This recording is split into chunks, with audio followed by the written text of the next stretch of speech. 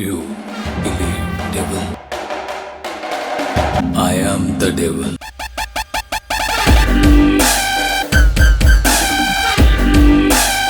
Halo guys, எல்லாரும் எப்படி இருக்கீங்க? நல்லா இருப்பீங்கன்ட்டு நம்புறேன். இன்றைக்கி வீடியோவில் Rivan as the heavenly demon மனோவோட நெக்ஸ்ட் எபிசோட தான் வந்து பார்க்க போகிறோம். இதுக்கு முன்னாடி போட்ட எபிசோடெல்லாம் நீங்கள் பார்க்கல அப்படின்ற பட்சத்துக்கு ஒன்றுமே பிரச்சனை இல்லை. சேனலோட பிளேலிஸ்ட்டில் வந்து இருக்குது, நீங்கள் போய் பார்க்கணும் அப்படின்னா பார்த்துட்டு வந்துருங்க. அப்படின்னா மட்டும்தான் இந்த ஸ்டோரி லைன் வந்து புரியும். எனக்குமே வீடியோ போகிறதுக்கு ஒரு மோட்டிவேஷன் வந்து வரும். சரி, ஓகே, ரொம்ப பேசாமல் வாங்க வீடியோக்குள்ளே வந்து போகலாம். எபிசோடோட லாஸ்ட்டில் ஹீரோ அந்த கொள்ளக்கத்திரிக்காய் கிட்ட இன்னொரு 3 நாள் கழிச்சு நீ ஒரு அந்த மலைப்பகுதிக்கு வந்துடுறா அப்படின்ற மாதிரி வந்து சொல்லியிருப்பான். அதாவது காசை எடுத்துக்கிட்டு எபிசோடு அதில் இருந்து தான் வந்து ஸ்டார்ட் ஆகுது. எபிசோடோட ஸ்டார்டிங்லேயே அந்த மலைப்பகுதியை தான் வந்து காட்டுறாங்க. அந்த மலைப்பகுதிக்கு சென்டர்ல தான் அந்த குள்ளக்கத்திரிக்காவுமே மூச்சு வாங்கிட்டு நடந்து வந்து போறான். அதாவது எவ்வளவு தூரம் நடந்தான்னு வந்து தெரியல, செமையா மூச்சு வாங்கிட்டு வந்து இருக்கான். சடனா ஒரு இடத்துல பாக்குறவன் அந்த இடத்துல வேற யாரும் இல்ல, ஹீரோ தான் ஜாலியா வந்து உக்காந்துட்டு இருக்கான். ஹீரோவுமே இவனை வந்து பார்க்க குள்ளக்கத்திரிக்காவுக்கா சரியான ஷாக்கு. அது என்ன அப்படின்னா, அந்த தலையை வந்து வெட்டி எடுத்து வச்சிருக்கான்ல, அதனாலதான் ஹீரோவும் ஏன் இவ்வளவு லேட்டு அப்படின்ற மாதிரி வந்து கேட்க, இந்த மலையை என்னால ஏற முடியல அப்படின்ற மாதிரி எல்லாம் சொல்லாம கொஞ்சம் லேட் ஆயிடுச்சு அப்படின்ற மாதிரி சொல்லிட்டு அந்த காசை வந்து கொடுக்குறான். காசை வாங்கினவனும் இருக்கு. அந்த தலையை பார்த்துட்டு, இந்த தலையை நீங்களே வந்து வெட்டி எடுத்துட்டீங்க அப்படின்னா உங்களுக்கு ரொம்ப துணிச்சல் அதிகம் தான் அப்படின்ற மாதிரி எல்லாம் வந்து சொல்றான். இது எதுவுமே கண்டுக்காம ஹீரோ இந்த பணப்பையில கரெக்டா இருக்கும்ல அப்படின்ற மாதிரி எல்லாம் வந்து கேட்க, கண்டிப்பா இருக்கும், நானே 1க்கு 2 டைம் வந்து எண்ணி பார்த்தேன், கரெக்டா தான் வந்து இருந்துச்சு யங் மாஸ்டர் அப்படின்ற மாதிரி சொல்லிட்டு மரியாதை வந்து கொடுக்குறான். மரியாதை கொடுக்கும் போது ஹீரோ, எனக்கு நீ இந்த மரியாதையெல்லாம் கொடுக்க தேவையில்ல, நான் கேட்குற கேள்விக்கு மட்டும் கரெக்டா பதில் சொன்னா அதுவே போதுமானது அப்படின்ற மாதிரி எல்லாம் வந்து சொல்றான். அது என்ன கேள்வி அப்படின்னா, நீயும் இந்த பொடிவாண்டும் 2 பேரும் சேர்ந்துக்கிட்டு பி ஃபேமிலியில இருந்து கொள்ளை அடிச்சிங்க, அதாவது காசை வந்து சுருட்டினீங்க அப்படின்னு வந்து சொன்னா அது உண்மையா அப்படின்ற மாதிரி எல்லாம் வந்து சொல்றான். இந்த குள்ளக்கத்திரிக்காவா மனசுக்குள்ளவே இந்த நாய் எதுக்காக செத்தான் அப்படின்றது தெரியல, ஆனா சாகிறதுக்கு முன்னாடி எதுவுமே சொல்லாம செத்துருந்தான்னா கொஞ்சம் நல்லா இருந்திருக்கும், இப்ப என்ன உசுர வாங்குறான் அப்படின்ற மாதிரி எல்லாம் வந்து சொல்றான். ஹீரோ கிட்டையும்,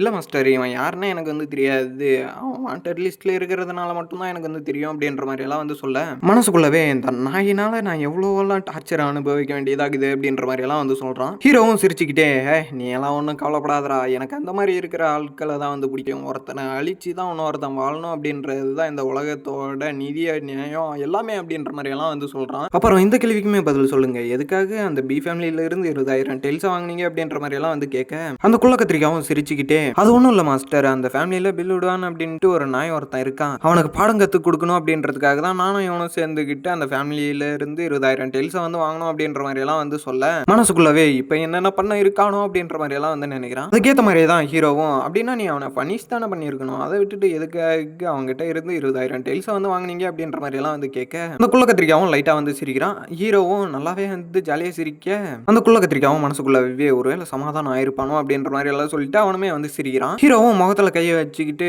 நான் கேட்கணும் அப்படின்னு நினைச்சேன் அந்த ஒரு கேள்விக்கு பதில் வந்து கிடைச்சிருச்சு, இதுக்கு மேல நான் இப்படி இருக்கணும்னு அவசியம் இல்லை அப்படின்ற மாதிரி சொல்லிட்டு முகத்துல கையை வச்சுட்டு இருக்க, அந்த குள்ளக்கத்திரிக்காவும் அதை பார்த்துக்கிட்டு வந்து இருக்கான். ஹீரோ போட்டிருந்த அந்த மாஸ்கை ஹீரோவே ரிமூவ் பண்ண, அந்த குள்ளக்கத்திரிக்காவுக்கு சரியான ஷாக்கு. யாரா நீ அப்படின்ற மாதிரி எல்லாம் வந்து கேட்க, பி ஃபேமிலியை சேர்ந்த பில் விடுவான் அப்படின்ற மாதிரி ஹீரோ வந்து சொல்றான். டேய் நீ எப்படா அவனும் உயிரோட இருக்க அப்படின்ற மாதிரி எல்லாம் அவன் பதட்டத்திலேயே வந்து கேட்டிருக்க.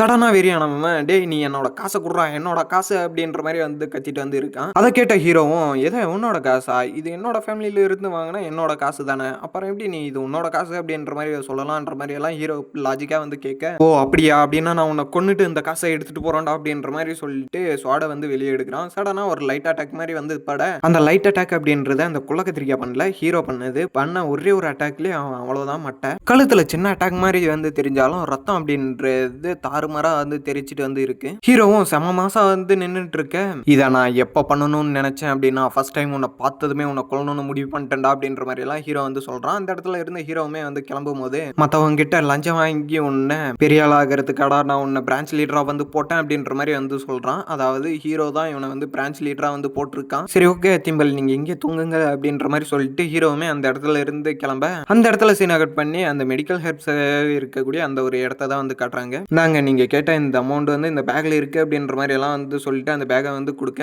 எனக்கு வந்து தெரியும் நீ எப்படியாச்சும் இந்த மெடிக்கல் ஹெல்ப்பை வந்து வாங்குவேன் அப்படின்ட்டுன்ற மாதிரி அந்த தாத்தாவுமே வந்து சொல்றாரு. ஹீரோவுமே கடைசி வரைக்கும் நான் எப்படி இந்த மெடிக்கல் ஹெல்ப்பை வாங்குவேன், அதாவது இந்த எலிக்சரை எப்படி வாங்க வாங்குவனே வந்து தெரியலன்ற மாதிரி எல்லாம் வந்து சொல்ல, சரி ஓகே என்ன மன்னிச்சிடுறா அப்படின்ற மாதிரி அந்த தாத்தாவுமே வந்து சொல்றாரு. எதுக்காக அப்படின்னா, காசை வாங்காம எந்த ஒரு எலிக்சருமே விற்க முடியாது, அதனால தான் உங்ககிட்ட நான் எந்த ஒரு ஹெர்புமே வந்து காட்டல அப்படின்ற மாதிரி எல்லாம் வந்து சொல்றாரு. ஹீரோவும் மனசுக்குள்ளவே ஆளு மட்டும் நினைச்சான் அப்படின்னா அவங்களோட ஃபேமிலியை சேர்ந்த எல்லாருமே உக்காந்த இடத்துல இன்னொரு 100 வருஷத்துக்கு வந்து சாப்பிடலாம் அப்படின்ற மாதிரி எல்லாம் வந்து சொல்றாரு. அந்த தாத்தாவுமே ஏதோ ஒரு டப்பாவை வந்து தூக்கிட்டு வர, இந்தாப்பா நீ கேட்ட அந்த ஒரு எலிக்சர் இது இந்த டப்பாவில் வந்து இருக்கு, நீ வேணும் அப்படின்னா ஓப்பன் பண்ணி வந்து பாரு அப்படின்ற மாதிரி எல்லாம் வந்து சொல்ல, பாக்ஸை வாங்கி ஓப்பன் பண்ண ஹீரோவுக்கு சரியான ஷாக்கு. என்ன அப்படின்னா அந்த பாக்ஸில் இந்த ஒரு எலிக்சர் அப்படின்றது நல்ல கண்டிஷனில் வந்து இருக்கான். அதை தான் வந்து ஹீரோ சொல்லிட்டு சரியான ஷாக் வந்து ஆகுறான். ஹீரோவும் மனசுக்குள்ளவே ஏதோ ஒன்றத்தை வந்து நினைச்சிட்டு இருக்கு. அந்த தாத்தாவுமே நீ ரொம்ப லக்கியான பர்சன் பா அப்படின்ற மாதிரி எல்லாம் வந்து சொல்றாரு. ஹீரோவுமே வந்து சிரிக்க அந்த தாத்தாவுமே லைட்டா வந்து ஸ்மைல் வந்து பண்றாரு. சரி ஓகே நான் கிளம்புறேன் அப்படின்ற மாதிரி சொல்லிட்டு ஹீரோவுமே அந்த இடத்துல இருந்து கிளம்ப,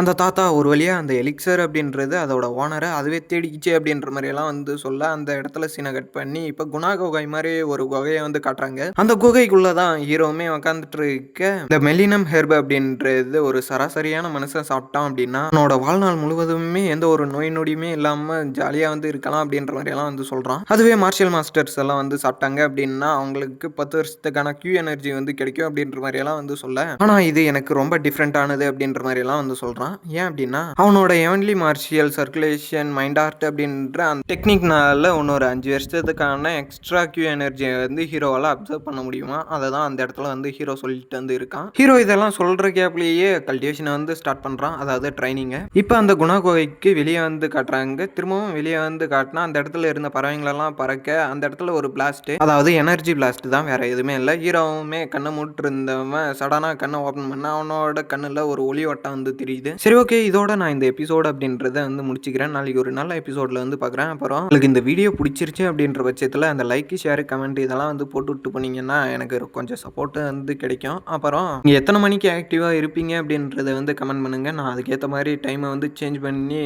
அப்லோடு வந்து பண்ணுறேன். இப்போ வந்து ஒரு 5 மணி அந்த டைம் தான் வந்து ஷெடியூல். நீங்கள் ஒரு நைட்டு 8 மணிக்கு மேலே அதிகமாக பார்ப்பேன் ப்ரோ, இல்லை 10 மணிக்கு மேலே பார்ப்பேன் அப்படின்னா அதுக்கேற்ற மாதிரி நானுமே வந்து அப்லோட் பண்ணுறேன். கொஞ்சம் பெரிய பெரிய எபிசோடாக கூட அப்லோட் வந்து பண்ணலாம், பார்க்கலாம். இன்னுமே வந்து சின்ன சின்ன எபிசோடாக அப்லோட் பண்ணுறதுக்கான ரீசன் வந்து ரொம்ப பெரிய ரீசனெல்லாம் இல்லை, ரொம்ப சின்ன ரீசன் தான். ஓகே பாருங்கள், நான் இதோட இந்த வீடியோ வந்து முடிச்சுக்கிறேன். Tata bye bye.